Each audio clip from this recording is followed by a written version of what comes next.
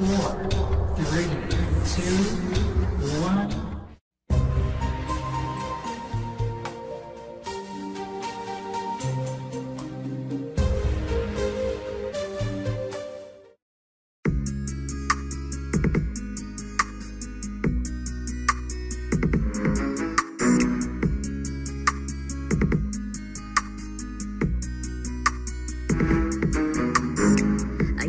Trên đôi tay bông hoa tình yêu lâu nay, nhưng thật không may làm rơi cánh hoa xuống thềm.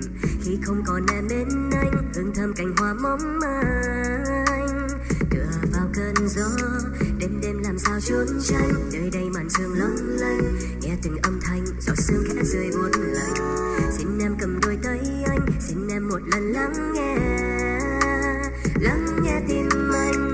Dù tim anh nói không nên lời, chỉ biết câm nín rồi bời.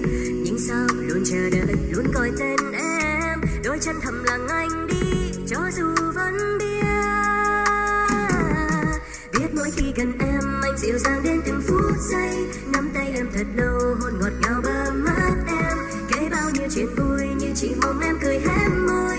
Cánh tay anh là nỗi nhẹ giúp mỗi đêm. Đến khi không gặp em anh ngờ như xa một giấc mơ. Cố quay lưng ngủ đi nhưng tìm không ra em. Trái tim thêm lẻ loi, xin đừng xa anh đừng quá lâu. Hãy cho anh nhận ra tình yêu vẫn quanh đây. Dù tim anh nói không nên lời, chỉ biết câm nín rồi bời. Nhưng sao luôn thầm gọi tên em. Dù tim anh nói không nên lời, chỉ biết câm nín rồi bời. Nhưng sao luôn thầm gọi tên em. Anh đang cầm trên đôi tay bông hoa tình yêu lâu nay, nhưng thật không may làm rơi cánh hoa xuống thềm. Khi không còn em bên anh, hương thơm cành hoa mong manh. Tựa vào cơn gió, đêm đêm làm sao trốn tránh. Nơi đây màn sương long lanh, nghe từng âm thanh giọt sương khẽ rơi buốt lạnh. Xin em cầm đôi tay anh, xin em một lần lắng nghe tim anh. Dù tim anh nói không nên lời, chỉ biết câm nín rồi bời. Nhưng sao luôn chờ đợi, luôn gọi tên em. Đôi chân thầm lặng anh đi, cho dù vẫn biết mỗi khi gần em anh dịu dàng đến từng phút giây. Nắm tay em thật lâu, hôn ngọt ngào bờ mắt em. Kể bao nhiêu chuyện vui như chỉ mong em cười hé môi. Cánh tay anh là nỗi nhẹ giúp mỗi đêm. Đến khi không gặp em anh ngờ như xa một giấc mơ. Cố quay lưng ngủ đi nhưng tìm không ra em. Trái tim thêm lẻ loi, xin đừng xa anh đừng quá lâu. Hãy cho anh nhận ra tình yêu vẫn quanh đây.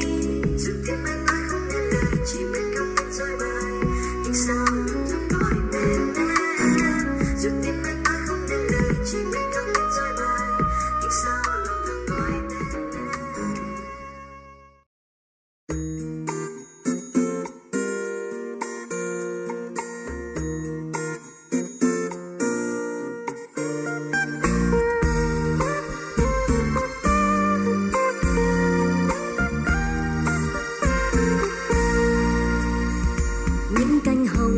Sân ngoài một chiều mây bay gió lay tóc thề, người đang còn thơ bé như chim trời. Người trẻ dài trong ta liễu lo bên thềm những khúc ca mùa xuân. Góc xuân mềm âm thầm người tên sáng ta lúc vui lúc buồn. Người thất thường mưa nắng đôi khi về một vài chuyện không nước mắt ngân dài người trách ta thờ ơ.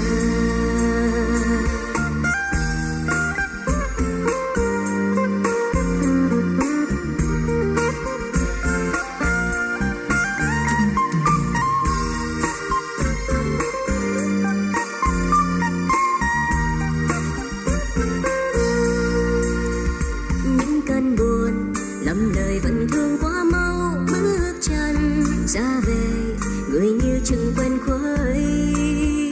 Có bao giờ dù vội vàng trong mơ trái tim thờ người nhớ thương cùng ta.